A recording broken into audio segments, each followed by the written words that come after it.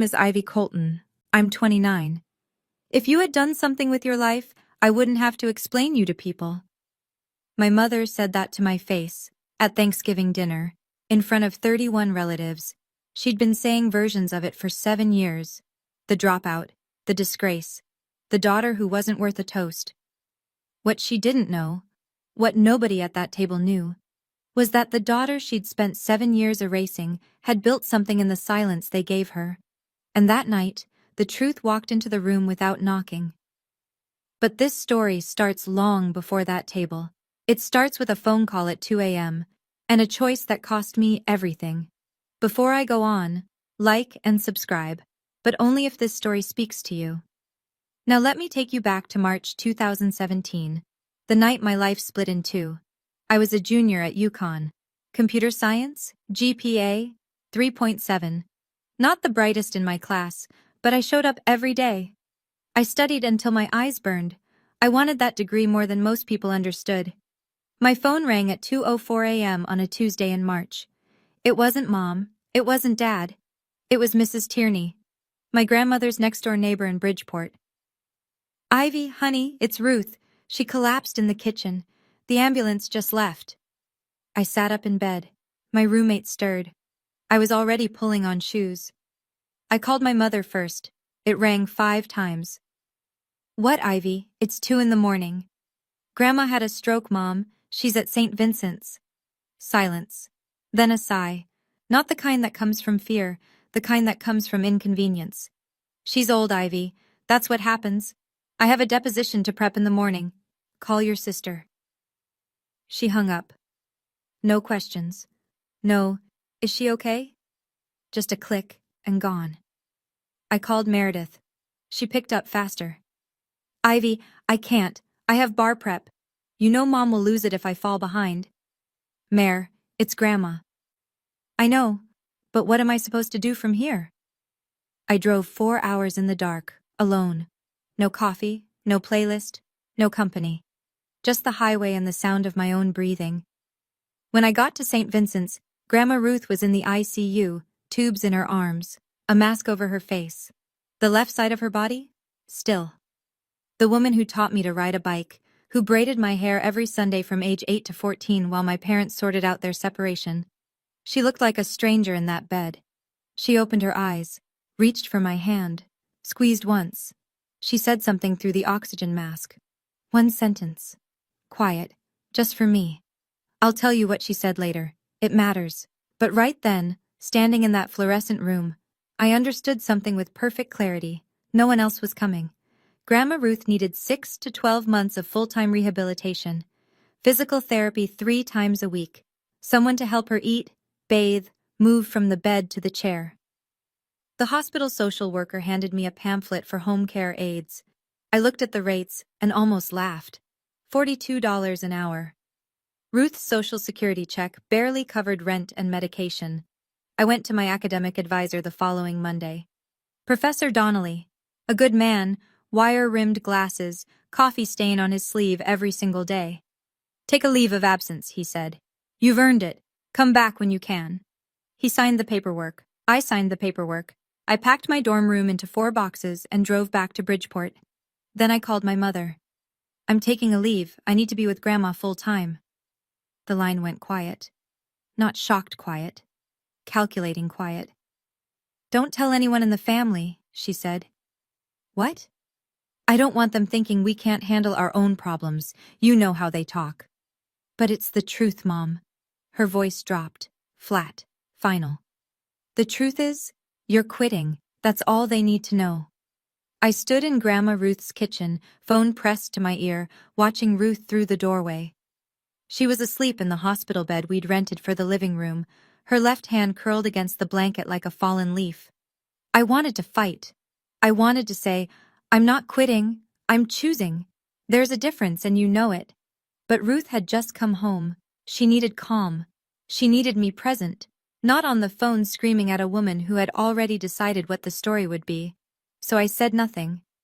And my mother began writing the first draft of a lie she would tell for the next 7 years. The 4th of July barbecue was at Aunt Linda's house in Glastonbury. 20-some people, burgers, citronella candles, Kids running through the sprinkler, I almost didn't go. But Grandma Ruth asked me to push her wheelchair out onto the patio, and I couldn't say no to a woman who'd spent 3 months relearning how to hold a fork. We arrived 40 minutes late.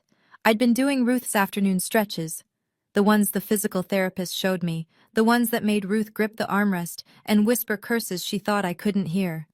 When I pushed her through the back gate, I felt it immediately. The air shifted. People looked at me too long, then looked away too fast. Aunt Linda came over first. She put her hand on my arm. "Honey, are you okay? Your mom told us." I glanced across the yard. My mother stood by the drink table, dabbing her eyes with a napkin, surrounded by 3 of my aunts. She looked up, caught my gaze, looked back down at her plate. "That's not exactly what happened," I said. "Grandma needed—" "Ivy, please." My mother's voice carried across the patio, soft, trembling. "Not here, not today." Every head turned, not toward her, toward me, like I was the one causing a scene, like I was the one making a grieving mother cry at a family barbecue. I closed my mouth. Grandma Ruth reached up from her wheelchair and squeezed my wrist. She didn't say a word. She didn't need to. I spent the rest of the afternoon in the corner of the yard with a paper plate I never touched, watching my mother receive hugs from people who thought she was brave. On the drive home, my phone buzzed. A text from Meredith. "Mom's really upset. Why do you always have to make everything about yourself?" I pulled over, read it twice. Then I put the phone in the glove compartment and drove my grandmother home in silence. 6 months later, Ruth was stronger. Still in the wheelchair, but she could transfer to the couch by herself, make her own tea, argue with the television. She was coming back, and I was building something too. Quietly, at 2 in the morning, after Ruth fell asleep. Online courses, Python, JavaScript, data architecture. I didn't have a degree, but I had time, discipline, and a kitchen table that doubled as a desk. Then I caught a break. A small software company in Hartford, Ridgeline Tech, posted an internship that didn't require a bachelor's. I applied. I got a callback. I interviewed.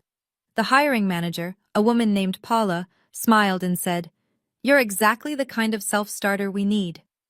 I got the offer letter on a Thursday. I started the following Monday, or I was supposed to. Friday afternoon my phone rang. Paula's voice was different. "Miss Colton, I'm sorry. We've received some concerning information. We're going to have to rescind the offer." My chest went cold. "What information?" "A family member called, expressed concerns about your reliability. I'm sorry. It's policy. We can't move forward." I knew before she finished the sentence. I knew who called. I drove to my mother's house that evening. She was watering the rosemary on the front porch. "Did you call my internship?" She didn't flinch. "I don't know what you're talking about." "Someone from my family called HR and told them I wasn't reliable." She set down the watering can, looked at me the way you'd look at a child who keeps asking for candy after you've said no. "Maybe they just didn't want you. Did you think about that? Not everyone is going to hand you things, Ivy." She went inside. The screen door closed behind her. I stood on that porch for a long time. Back at Ruth's house that night, I sat at the kitchen table and stared at nothing. Ruth wheeled in from the living room. She watched me for a while, longer than usual. I thought she was just tired. I didn't know it then. But someone in that house had already started collecting the truth. I just wouldn't find out for years. Let me tell you what rock bottom looks like when no one is watching. I was 24. I lived in a studio apartment in Bridgeport. $650 a month, radiator that clanked all night, a window that faced a brick wall. I freelanced web projects for small businesses. A bakery in Milford, a landscaping company in Shelton, a dentist's office that needed an online booking form. $15 an hour, sometimes $20 if the client didn't haggle. Ruth's Social Security covered her rent but not her medication. The blood thinners alone were $380 a month after the Medicare gap. I covered the difference, every month. Without asking anyone? Without anyone asking me? My savings account had $1,140 in it. That number went down every month, never up. But that wasn't the worst part. The worst part was Thanksgiving. Every year I went. Because Ruth wanted to see the family. Because she loved her granddaughters, both of us, even if the room only loved one back. And every year, my mother delivered the same performance. The sad sigh when someone asked about me. The proud glow when someone mentioned Meredith. The way she'd pat my hand across the table and say, "We're just glad you're here, honey," like I was a rescue dog she was fostering out of charity. And the relatives? They weren't cruel. They were just misinformed. They believed the first story they heard because the first storyteller cried the hardest. If I stayed silent, I knew exactly what would happen. I'd go broke within 6 months. I'd lose the ability to pay for Ruth's medication. And I'd spend the rest of my life as a cautionary tale my mother told at dinner parties. The daughter who almost was. One night, I sat in front of my laptop. A side project I'd been building for months. A logistics management tool for small freight companies. I'd been testing it with a trucking company in New Haven. The owner said it saved him 11 hours a week. I looked at it, really looked at it. It was good. It was genuinely, undeniably good. And something in me shifted. I made a decision in January 2019. No announcement, no manifesto. Just a choice made at a kitchen table at 1 in the morning with the radiator clanking and a cup of cold coffee next to my laptop. I was going to build this thing, for real. I filed the LLC paperwork the next week. I chose the name Juniper Labs. Juniper was Ruth's middle name, and I registered under Parker, her maiden name. Ivy Parker, CEO of Juniper Labs. On paper, no connection to Ivy Colton, the family disappointment. I didn't do this to hide. I did it to survive. The last time I'd been visible, the internship, someone made one phone call and took it away. I wasn't going to give anyone that chance again, not my mother, not anyone. Ruth knew, she was the only one. I told her over breakfast one morning, scrambled eggs, wheat toast, her blood pressure pill next to the orange juice. "I'm starting a company, Grandma, a real one." She looked at me over her glasses. "About time." "I can't tell anyone. Not Mom, not Meredith, not even Uncle Rob."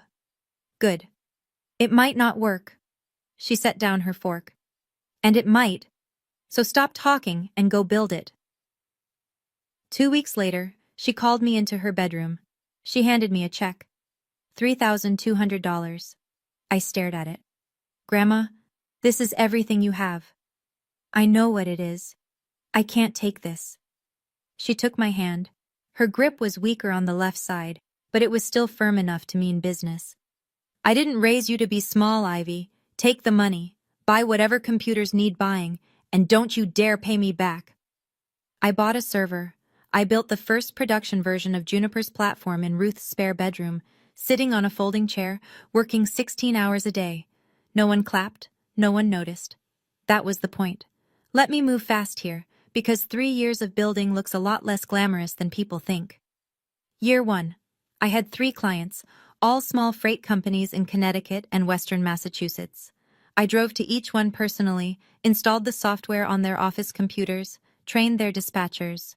Revenue, $48,000.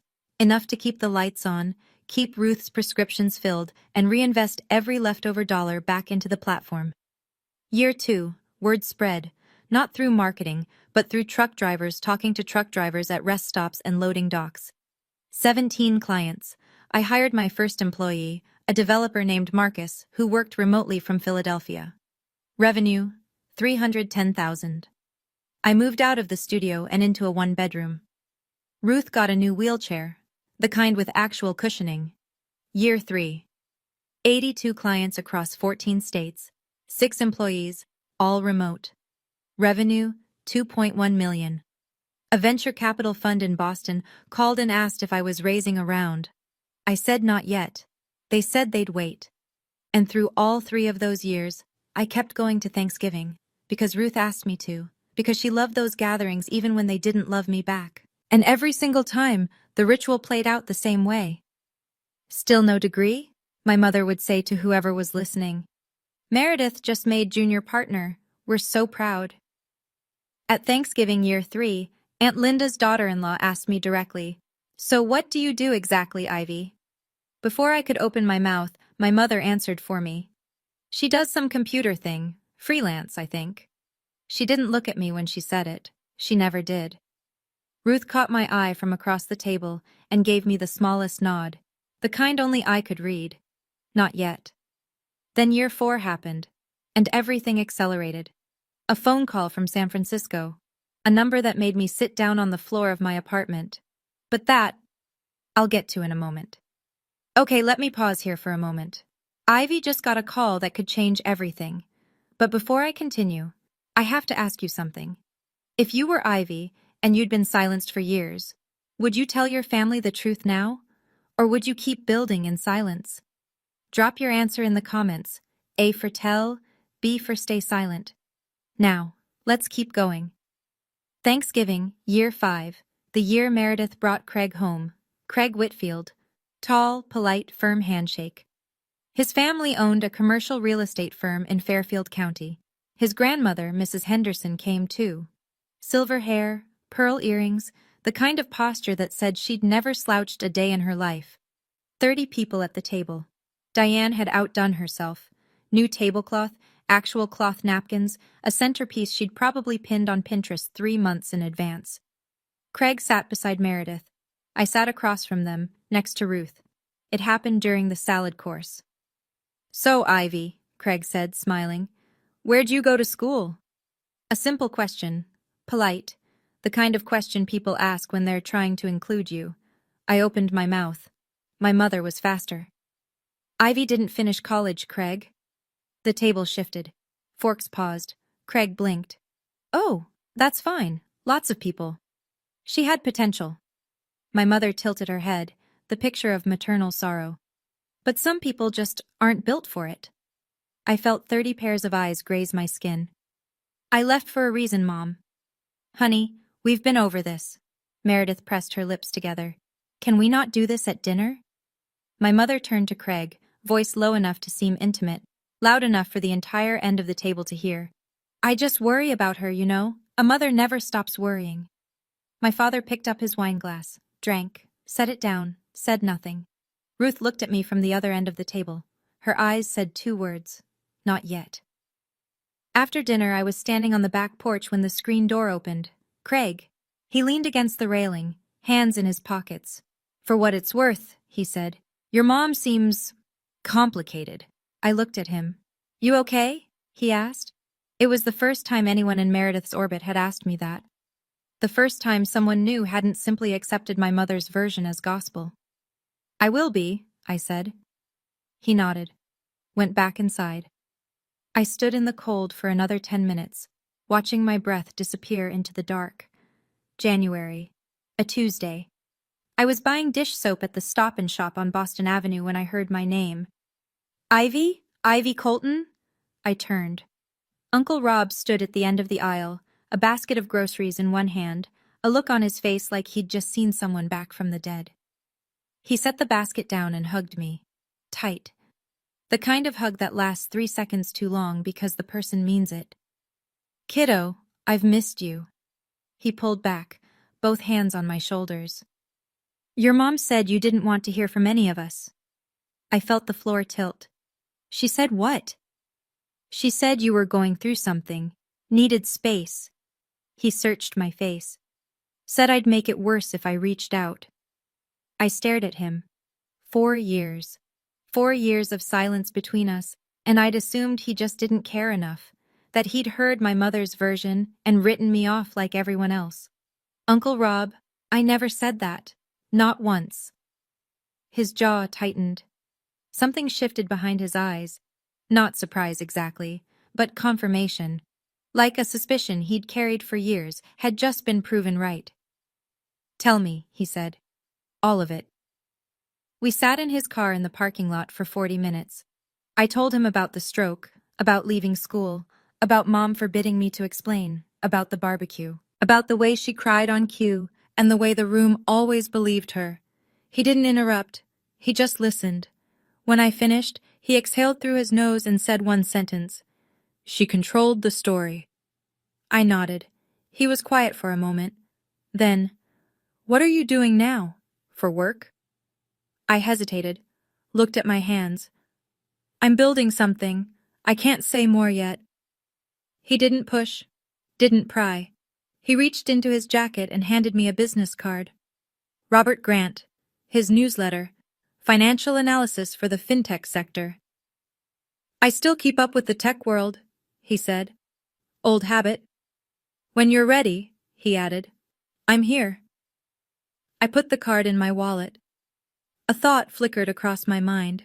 Brief, electric. But I didn't say it out loud. I just drove home. 2 months later, my phone rang on a Sunday morning. My mother's name on the screen. Rare. She almost never called me directly. I was someone she talked about, not someone she talked to. Sweetheart, I've been thinking. The word sweetheart landed like a counterfeit bill, too smooth, too deliberate. What if you went back to school? I could help with tuition. There it was, the trap, perfectly set, neatly wrapped. If I went back, she'd get a new narrative, the selfless mother who saved her wayward daughter. If I refused, she'd get a different one, the ungrateful child who rejected help. Either way, she won.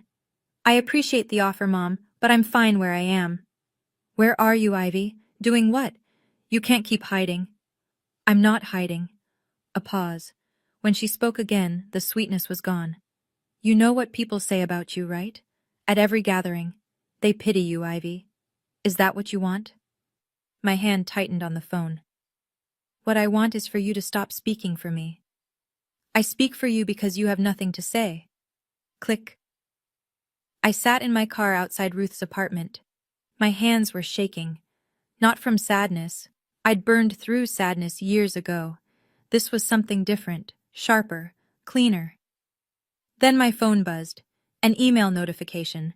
From Linden Equity Partners, San Francisco.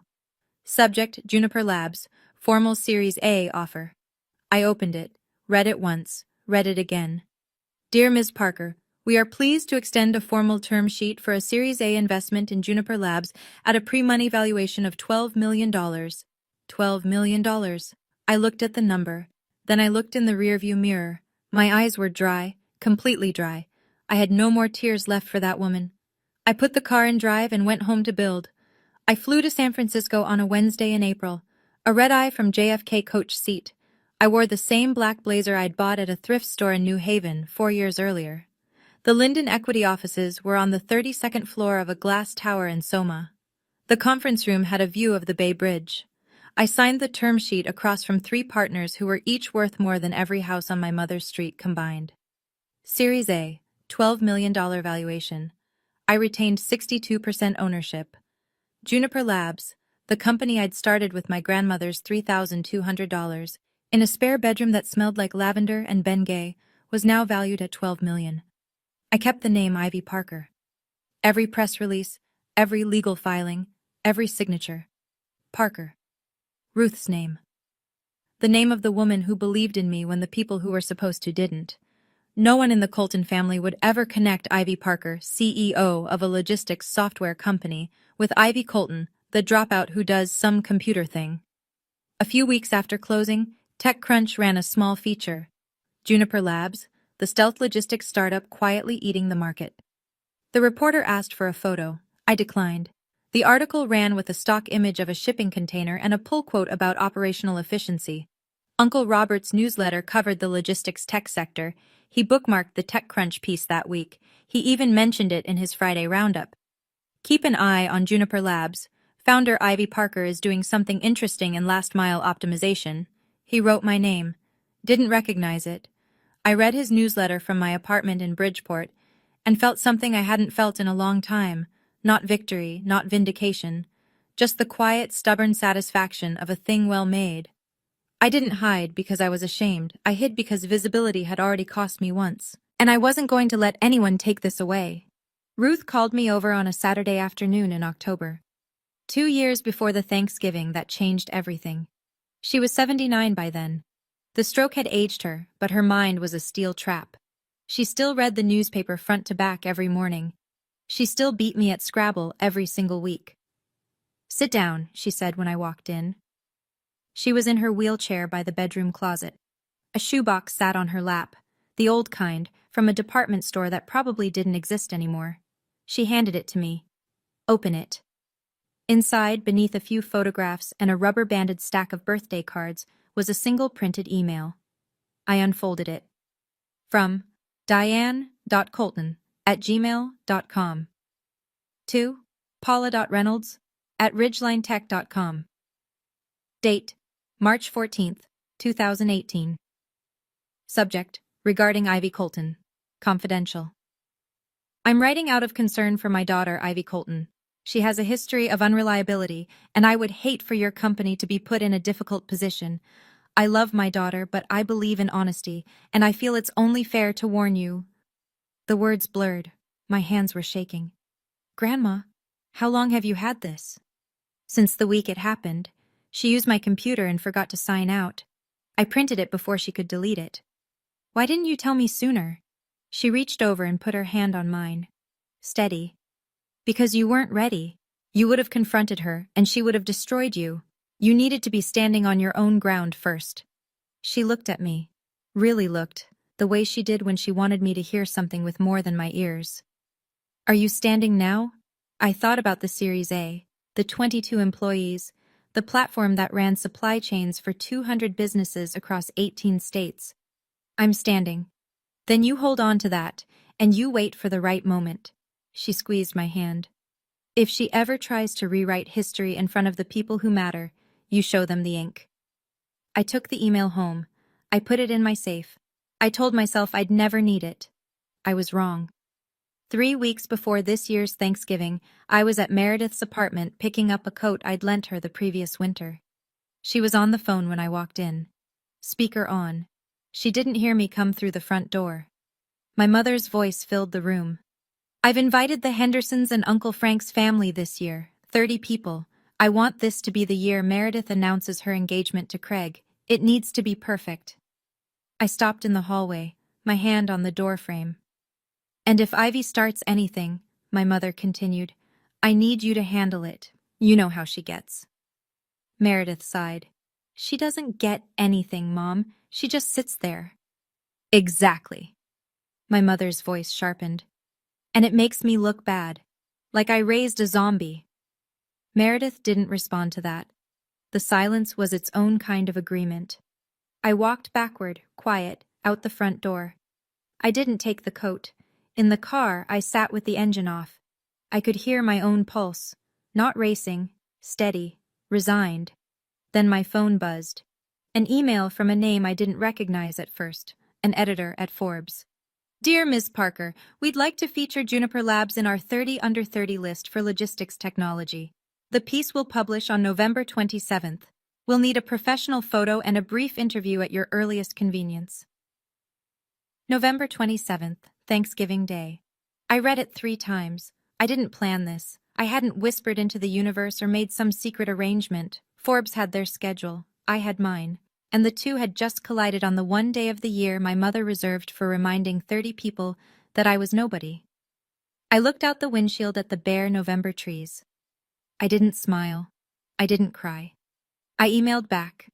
I'd be happy to participate. November 27th, the same table, the same people, the same mother with the same story. But this time, the story had a different ending, and she didn't write it. Thanksgiving morning. I stood in front of my bathroom mirror at 7:15. Gray sweater, jeans, boots, no jewelry except the small pearl studs Ruth gave me for my 21st birthday. I looked exactly the way I'd looked at every family gathering for 7 years. Unremarkable.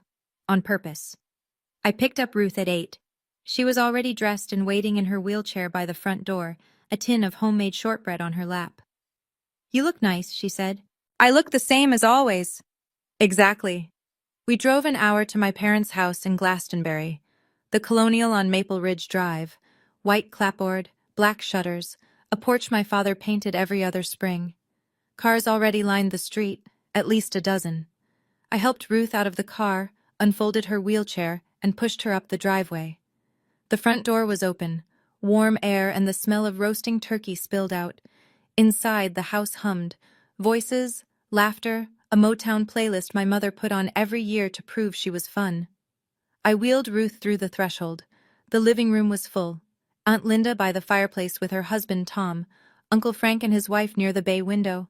Tommy, my cousin, helping his toddler out of a snowsuit. Mrs. Henderson, Craig's grandmother, perched on the settee with perfect posture, clutching a glass of sparkling water. And at the center of it all, my mother. Burgundy dress, pearls, hair freshly done, holding court near the kitchen archway like she was hosting the Emmys. She saw me, smiled. It didn't reach her eyes. It never did. "Oh, Ivy.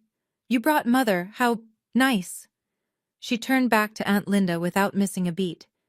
"Ivy still lives near Mother. It gives her something to do." My father appeared from the kitchen, wine glass in hand. He squeezed my shoulder. "Hey, kiddo." Then he was gone, back to wherever he went to avoid everything. Uncle Rob stood in the far corner talking to Frank. He looked up and caught my eye. A small nod, a warm one. I pushed Ruth to her place at the table. She reached up and held my hand. "You okay, baby?" "I'm okay, Grandma." I didn't know it yet, but in less than 2 hours that room would look at me differently. All of them. At the same time. Dinner was called at 4 o'clock sharp. 31 people settled into chairs around a long table, assembled from 3 smaller ones, the seams hidden under a cream linen tablecloth my mother ironed that morning. I know because she told 4 people. My mother stood. She lifted her glass. The room quieted. "I want to thank everyone for being here. This year is special." She beamed at Meredith. "Meredith and Craig are engaged." Applause. Craig smiled modestly. Meredith held up her left hand, a princess-cut diamond that caught the chandelier light. "Meredith, you've made us so proud," my mother continued. "Junior partner at 31, and now a beautiful engagement. Everything a mother dreams of." She paused. Let it land.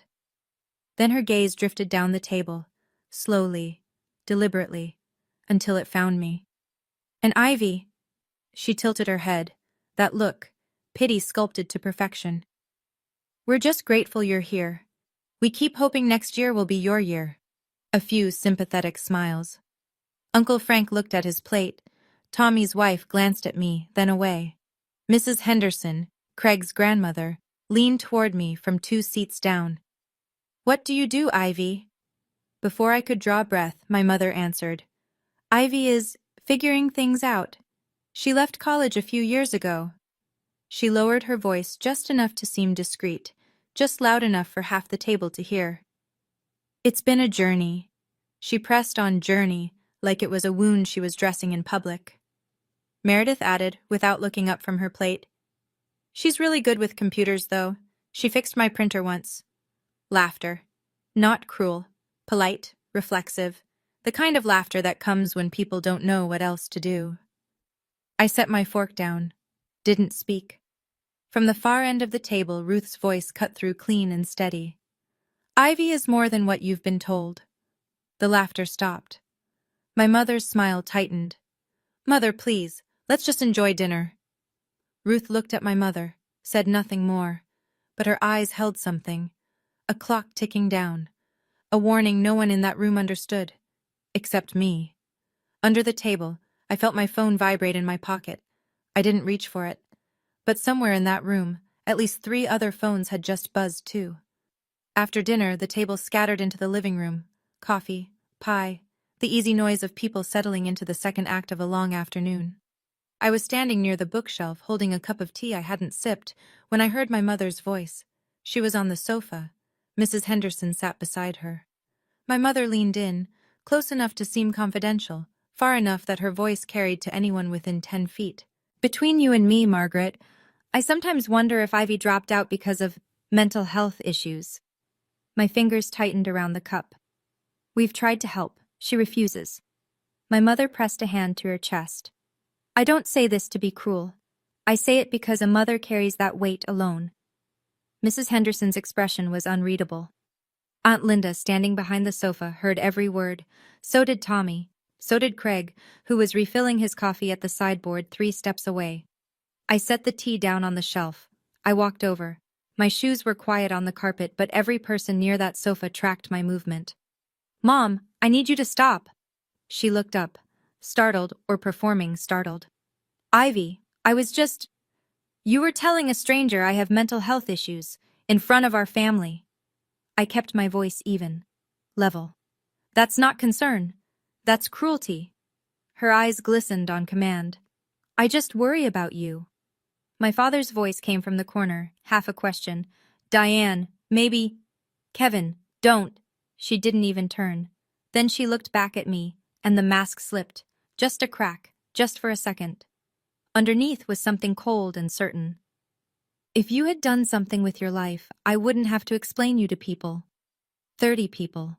That sentence landed on all of them. Tommy looked at his wife. Aunt Linda covered her mouth. Craig set down the coffee pot and stared at the floor. From the end of the room, in her wheelchair, Ruth spoke. 2 words, clear as a bell. That's enough. And then Uncle Rob's phone buzzed, and everything changed. Rob pulled the phone from his shirt pocket. Reflex, the way you check a notification without thinking. He glanced at the screen, then he stopped. His thumb hovered, his mouth opened slightly. He read it again. I watched from across the room. I didn't know what the alert said, but I knew from the way his face changed, the way the color drained from his cheeks and then came flooding back, that it was happening. Ivy? His voice was quiet, almost a whisper, but the room was already silent from my mother's last sentence, and in that silence, his single word carried like a gunshot. I looked at him, he looked at me, then he looked at Ruth, then back at his phone. Is this you? Uncle Frank was the first to move. What is it, Rob? Rob turned the phone around. Frank took it, read. His eyebrows climbed his forehead. Good Lord, Frank said. Aunt Linda was already pulling out her own phone. Her thumbs moved fast. I could see the glow of a search engine reflecting off her glasses. 3 seconds. 5. Oh my God! She turned her screen toward the table. A photo. The one I'd taken 2 weeks ago in a studio in New Haven, the only professional portrait I'd ever sat for because Forbes had required it. My face, my name, a headline about an acquisition worth $47 million. One by one, heads turned. Tommy, his wife, Uncle Frank's daughter, Craig, Mrs. Henderson. They looked at the phones. Then they looked at me. My mother stood in the center of the room. She hadn't moved. She looked from face to face, trying to read the room the way she always did, trying to find the current so she could steer it. What? She said. What is everyone looking at? No one answered her. Meredith reached for Craig's phone. He handed it to her without a word. She read. Her hand dropped to her lap. She set the phone face down on the cushion beside her and stared at the carpet. My mother was the last person in the room to find out, and for the first time in 7 years, she had nothing to say. I need to stop here for just a second. The room is silent. 30 people are staring at Ivy. Diane still doesn't know what's happening. What do you think happens next? Does Ivy stay calm, or does she finally let it all out? Type C for calm, D for eruption. And if this story has you on the edge of your seat, hit subscribe now. Let's keep going. My father walked over to my mother. He held out his phone, screen up. She took it, read. I watched her face move through 3 stages. Confusion, her brow furrowed, her lips parted. Shock, her chin pulled back, her grip on the phone tightened. And then something I had never seen on my mother's face in 29 years of being her daughter. Fear.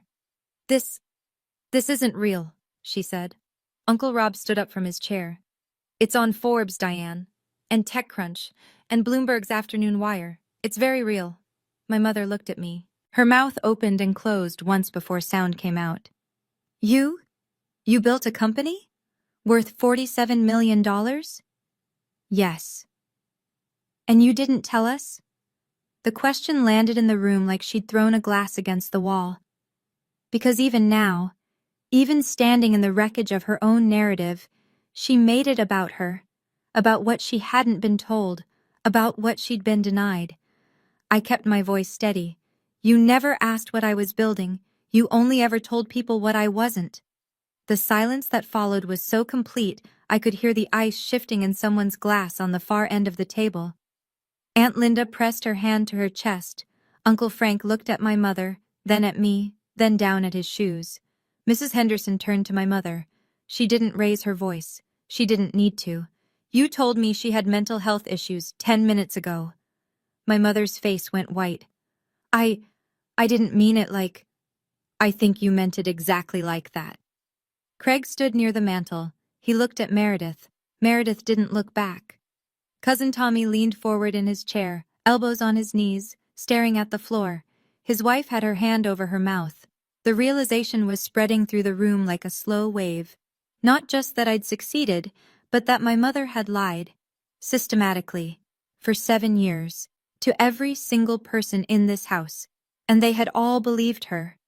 My mother tried to recover.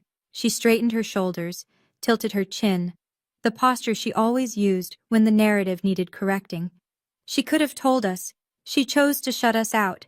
No, Diane. Ruth's voice came from the wheelchair at the end of the room. Not loud, not angry, just absolute. You shut her out. The room turned, every face like a compass finding north. Ruth sat perfectly still, her left hand rested on the arm of the wheelchair, the hand that hadn't worked right in 7 years, since the stroke that started all of this. Ivy left school to take care of me. I had a stroke. You know that. She looked at Diane with eyes that had been waiting a long time for this moment. Everyone in this room should have known that 7 years ago. But you told them she quit because she was lazy. You told them she was a disgrace. Mother. Because you were ashamed, not of her. Ruth's voice didn't waver. Of yourself. You refused to help me, your own mother. Ivy was 22 years old. She drove 4 hours in the middle of the night, alone, and when she tried to tell people the truth, you cried in front of them and made her the villain. Nobody breathed. Aunt Linda looked at my mother. Diane, is that true? Diane didn't answer. Her lips moved, but nothing came out.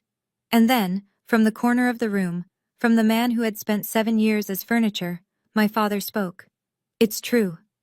I turned. He was standing by the window, wine glass gone, hands at his sides. He looked older than I'd ever seen him. All of it, he said. That was all. 2 sentences. But from a man who had not defended me in 7 years, they hit the room like a detonation. I looked at my father. My eyes burned. But I didn't cry. I'd spent too many years learning not to. He looked back at me. And for the first time, he didn't look away.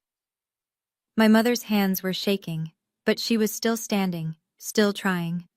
Okay, fine. She pressed her palms together like she was centering herself, the performance of a woman being reasonable. I should have been more supportive, but I never hurt her. I never did anything to stop. You called my internship. 4 words. The room went still again. My mother froze. Not dramatic, clinical. The way a person freezes when they hear a sound in the house at 3 a.m. In 2018, I said, a software company in Hartford, Ridgeline Tech. They offered me a position. 1 week before I started, you called HR and told them I was unreliable. That's ridiculous. Her voice climbed half an octave. I opened my phone. The photo I'd taken of the printed email, the one Ruth had pulled from a shoebox 2 years ago. I'd kept it in my safe. I'd saved a copy on my phone. I never wanted to use it. I handed it to Rob. He adjusted his glasses. He read it aloud. I'm writing out of concern for my daughter, Ivy Colton. She has a history of unreliability, and I would hate for your company to be put in a difficult position. I love my daughter, but I believe in honesty. He trailed off. He didn't need to finish. The room had already heard enough. He set the phone on the coffee table, looked at my mother. You sabotaged your own daughter. I was trying to protect her. From what? His voice was quiet, devastatingly quiet. From succeeding? Uncle Frank leaned back in his chair. Jesus, Diane. Meredith was still on the sofa. Her face was pale. Mom, did you really do that? My mother didn't answer.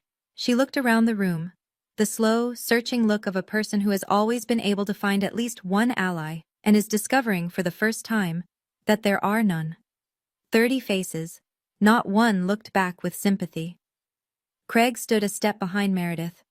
I noticed something small. His hand, which had been resting on her shoulder, was gone.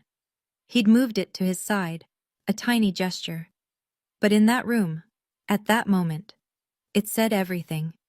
My mother sat down. Not gracefully. Not the way she normally lowered herself into a chair, smoothing her dress, crossing her ankles. She just dropped. The cushion sighed under her weight, and she cried. Real tears this time. I could tell the difference. I'd been watching her manufactured grief for 7 years, and this wasn't that. This was ugly. Unpracticed. The sound of someone whose stage had collapsed beneath them. Everything I did was for this family, she said. So people wouldn't look down on us. Ruth's voice came from across the room, steady as a hymn. People aren't looking down on us because of Ivy, Diane. They're looking down on us because of you. Right now, in this room. My mother looked at my father. He was staring at the floor. He didn't move. She looked at Meredith. Meredith was looking at her own hands in her lap. Then she looked at me. I looked back. I'd imagined this moment before. In the dark, in my studio apartment, on the worst nights. I'd imagined her face when she found out. I thought I'd feel triumphant. Or vindicated. Or at least relieved. I didn't feel any of those things. I felt tired. I didn't plan this, Mom. My voice was calm, not cold, just finished. I didn't come here to humiliate you. The article published today because that's when Forbes scheduled it. I can't control timing. I paused. But I also won't control the truth anymore. Not for you. She didn't respond. She just sat there, small in a way I'd never seen her be. The woman who had filled every room she'd ever entered, who had managed every conversation, directed every narrative, decided who was the hero and who was the failure, looked like someone who'd forgotten her own name. I stood up. I think I'm going to step outside for a minute. I walked to Ruth, unlocked the wheels of her chair, pushed her through the living room, past 30 silent people, through the front door and onto the porch. The November air hit my face. Cold, sharp, clean. I thought that was the end. It wasn't, because the next morning my phone rang. And it was Meredith. Black Friday morning. I sat in a hotel room in Glastonbury, a Holiday Inn Express off the interstate. I hadn't stayed at my parents' house in 3 years. Ruth was with me, still asleep in the second bed, the blankets pulled up to her chin. My phone rang at 8:47. Meredith. I let it ring twice, then I answered. Her voice was different, stripped, no polish, no performance. She sounded like someone who'd been awake all night. I need to tell you something. I waited. I knew about the internship call. The hotel room was very quiet. I could hear the ice machine humming down the hall. Mom told me she handled it. She said you weren't ready for a real job. And a breath, shaky. I didn't question it. You knew for 5 years, I said. I knew, and I said nothing. Her voice cracked. Because if I questioned her, I'd become you, and I was terrified of that. I closed my eyes. So you let me be the sacrifice? Yes. The word came out raw. No excuse attached. No but. And I'm not calling to ask you to forgive me, she continued. I'm calling because you deserve to know that I know what I did, and I'm sorry. The silence between us was long. It held 7 years of Sunday dinners and unreturned texts and a printer joke that 30 people laughed at. I don't know what to do with your apology right now, Meredith, but I hear it. That's more than I deserve. A pause. Then she said something unexpected. Craig told me something last night, after we got home. What? He said, your family needs help, Meredith. Professional help. He said he won't move forward with the wedding until I address this. I thought about Craig on the back porch 2 years ago. Your mom seems complicated. The man had been paying attention all along. I think he's right, Meredith said quietly. So do I. Neither of us said goodbye. She hung up first. I sat on the edge of the bed and watched the gray morning light push through the curtain. That afternoon, I drove back to my parents' house. Not for reconciliation, not for round 2.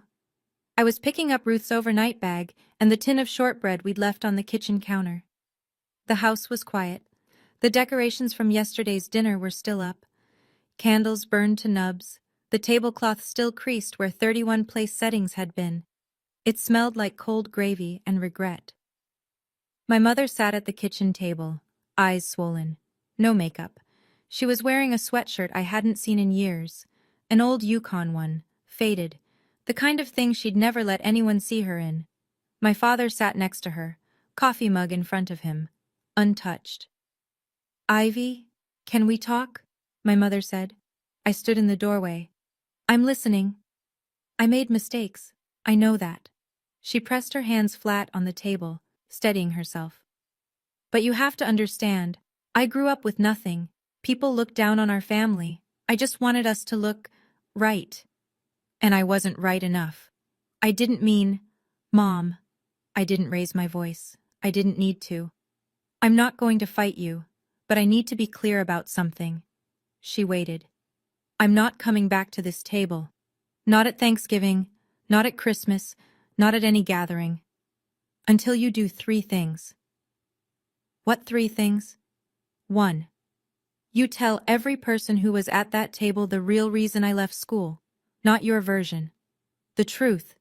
In your own words, in your own time, but before New Year's. She flinched. 2. You delete the family group chat and let people reach out to me directly. No more gatekeeping. Her jaw tightened. 3. You start seeing a therapist. Not for me, for you. She looked at me for a long time. And if I don't? Then this is the last real conversation we have, and that will be your choice, not mine. She didn't respond. I turned to my father. He was gripping the coffee mug now, both hands. Dad, I wrote you a letter 4 years ago. You never answered. I need to know why. He looked at the table, then at me. I didn't know what to say. That would have been enough. I picked up Ruth's bag, the shortbread tin. I walked to the front door. Ruth was waiting in the car. When I got in, she looked at my face and squeezed my hand. You did good, baby. Now drive. I drove. The highway was quiet. Black Friday traffic had cleared by late afternoon. Everyone already where they needed to be, shopping bags full, ovens cooling, just me, Ruth, and 60 miles of Connecticut pavement. Snow had started to fall, light, the kind that doesn't stick but makes the air look silver. The radio was on, some news anchor running through Black Friday retail numbers, normal things, easy things. Ruth reached over and turned the volume down. You never told them what I said to you in the hospital. I glanced at her. No, that's between us. Can I say it again? I nodded. She straightened in her seat, as much as the wheelchair-bound muscles would allow. She looked at the road ahead through the windshield, not at me, the way people do when they're saying something they want to get exactly right. I said, they will try to make you small. Don't let them, but don't become them either. I kept driving. My eyes burned. The road blurred for a second, then cleared. I spent 7 years trying to honor both halves of that sentence. Be big, but don't be cruel. Build, but don't bulldoze. Win, but don't gloat. Stand tall, but don't stand on anyone. I think I did okay. You did more than okay, baby. Ruth settled back into her seat. She pulled the blanket higher over her lap. You did it clean. I laughed. A real one. The first one in this story. Maybe the first real laugh in years. It came from somewhere deep and unexpected, like finding a window open in a room you thought was sealed. Ruth smiled. She closed her eyes. I drove us home through the silver air, and for the first time since March 2017, since a phone call at 2 in the morning, since a 4-hour drive in the dark, since the first lie my mother told on my behalf, the quiet didn't feel like erasure. It felt like peace. 2 weeks after Thanksgiving, the fallout was measurable. Uncle Rob wrote a piece on his personal blog. No names, no locations, just an essay titled, When Families Silence the Wrong Person. It was about the way certain households appoint a scapegoat and a golden child, and how the people on the outside never question which is which. The piece was shared over 6,000 times. 3 readers emailed him to say they'd cried. He told me this over coffee in Bridgeport, shaking his head like he still couldn't believe what he'd witnessed at that table. Aunt Linda called me directly. First time in 4 years. She said she was taking over Christmas this year. Your mother won't be hosting. We think it's best if someone else handles it. She didn't say it with cruelty. She said it with the quiet finality of someone who'd made a decision and wasn't interested in debate. 3 relatives reached out in the first week. Uncle Frank left a voicemail, brief, gruff, the way men of his generation apologize. I should have asked more questions, I didn't, I'm sorry. Tommy called, he cried on the phone. I believed her, Ivy. For 7 years, I'm so sorry, I just should have. I told him what I told all of them. You believed what you were told. I don't blame you for that. And Diane? She sent me an email, not a phone call. She didn't have the nerve. The email was short, 4 sentences. I understand your conditions. I'm not ready for all of them, but I've called Dr. Shelton and made an appointment for next Tuesday. That's what I can do right now. I read it twice. I didn't respond that night, but I saved it. Later I learned what pushed her. It wasn't my words. It wasn't Rob's blog post. It was Margaret Henderson. Craig's grandmother had pulled Diane aside before leaving Thanksgiving night and said, I raised 3 children. I never once called a stranger to sabotage one of them. You need help, Diane. Real help. A mother's judgment, from a peer, from a woman her own age. That was the blade that finally got through. Craig held firm. He told Meredith he loved her, but the wedding was on pause until she started family therapy, not as a punishment, as a prerequisite. I'm not marrying into something I don't understand, he said. Meredith agreed. She started sessions the second week of December. Then, a week before Christmas, a letter arrived at my apartment. Not a text, not an email. A letter, handwritten, on cream stationery, the kind Meredith used for thank you notes. The envelope had a real stamp. She'd walked it to a mailbox. It was 4 pages long. She wrote about growing up as the good one, about the pressure to perform. Perfect grades, perfect manners, perfect resume. She wrote about the fear that lived under all of it, the fear that if she ever faltered, she'd be thrown into the role I occupied. I performed for her my whole life, she wrote, and I still don't know who I am without her applause. She wrote about the internship call, about the years she stayed quiet, about every Thanksgiving she watched me sit alone at the end of the table and said nothing, because saying something meant risking everything she'd built on my silence. I used you as a shield, Ivy. I let Mom put you down so she wouldn't put me down. And I told myself it wasn't my fault because I wasn't the one saying the words. She ended with this. I'm not asking you to forgive me. I'm asking you to know that I finally see what I did, and that I'm not okay with who I've been. There was a postscript. It said, I didn't choose law because I loved it. I chose it because Mom said it was the only thing worth being. I read the letter 3 times. Then I sent one text back.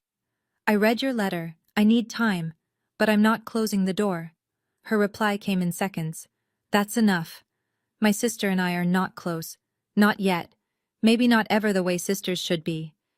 But for the first time, we're honest, and honest is where healing starts. The Apex acquisition closed in January. $47 million. I signed the final documents in a conference room in San Francisco with a view of the Bay Bridge, the same view I'd seen 2 years earlier when I closed the Series A. Same blazer even. The thrift store one. It still fit. As part of the deal, I stayed on as VP of Product for a 2-year earn-out period. It meant relocating to Boston, Apex's East Coast hub. I found a 2-bedroom in Brookline. Nothing flashy. A quiet street, good light. Ruth moved with me. I hired a full-time home aide, someone who could be there when I was at the office. Ruth's room had a bay window overlooking a small garden. She watched the birds every morning while drinking the same Earl Grey she'd been drinking for 40 years. This is nicer than the house I raised your mother in, she said one afternoon, not looking up from her crossword. Ironic. I started therapy.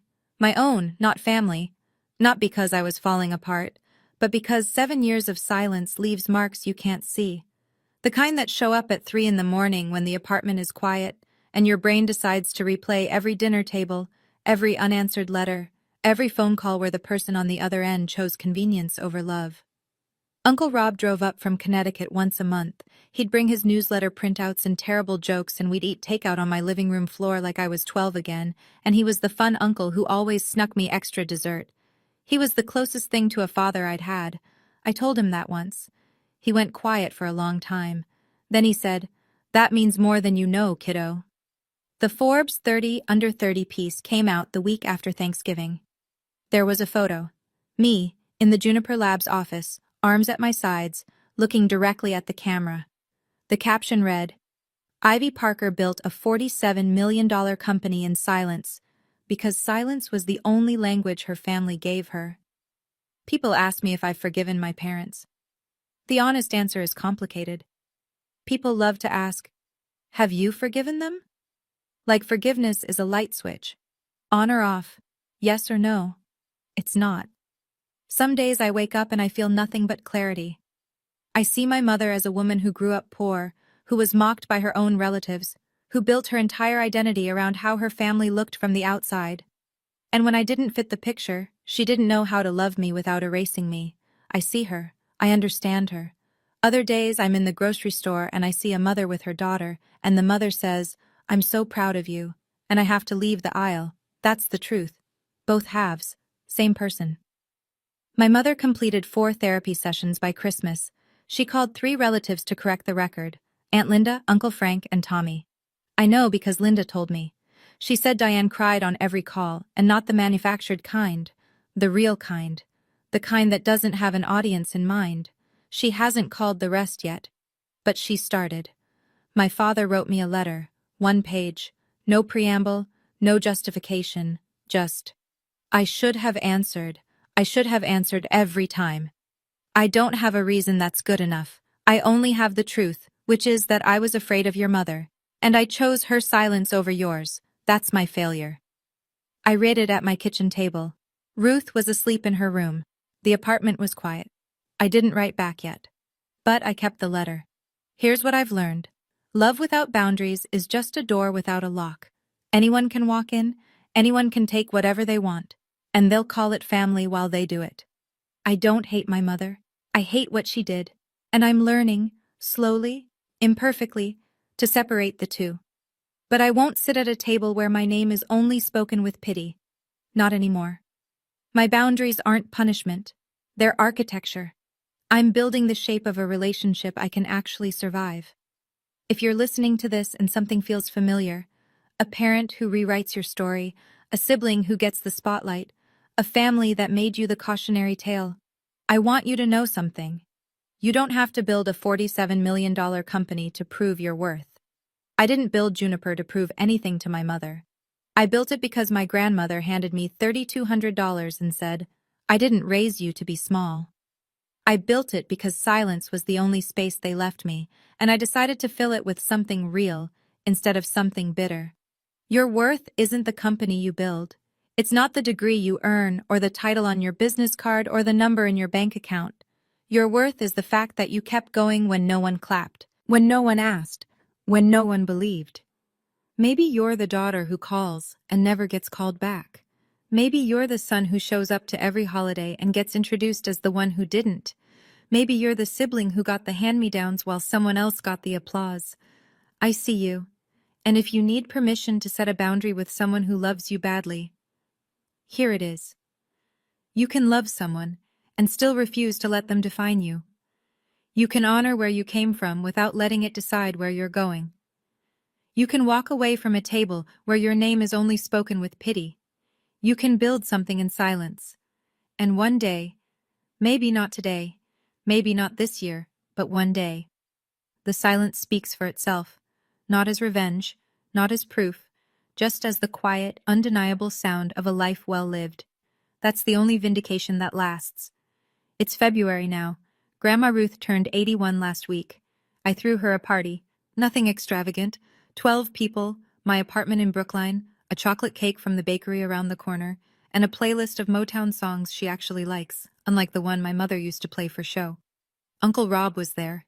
He wore a ridiculous party hat and didn't take it off for 3 hours.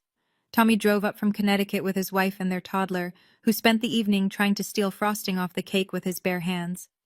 And Meredith came. She came alone. No Craig, no ring, not yet. She didn't stay long, but she walked in with a bouquet of gardenias, Ruth's favorite flower, the kind of detail you only know if you've been paying attention for longer than you've let on. She set them on the table and said, "Happy birthday, Grandma." Ruth looked up from her wheelchair and smiled. "Took you long enough." Meredith laughed. It was small and a little broken, but it was real. My mother wasn't there. Not because I didn't invite her. I did. She said she wasn't ready, and for the first time, I believed her. Because not ready is honest, and honest is where we start. Ruth sat at the head of the table. She looked around the room, at the faces, the flowers, the ridiculous party hat on Rob's head, the toddler with frosting on his chin. She looked at me. She smiled. "This is a good table," she said. She's right. It is a good table. I built it. Not with money, not with revenge, with patience, with silence, and with the people who showed up when no one was watching. My name is Ivy Colton. Some people know me as Ivy Parker. I'm 29, and I'm done being someone else's cautionary tale. This is my story, and I'm the one telling it now. Thank you for staying with me through this entire story. If Ivy's journey meant something to you, if you've ever been the one sitting quietly at a table where your name was only spoken with pity, I'd love to hear your story. Drop it in the comments. And if you want more stories like this, check the description. There's one I think you'll connect with just as deeply. I'll see you there.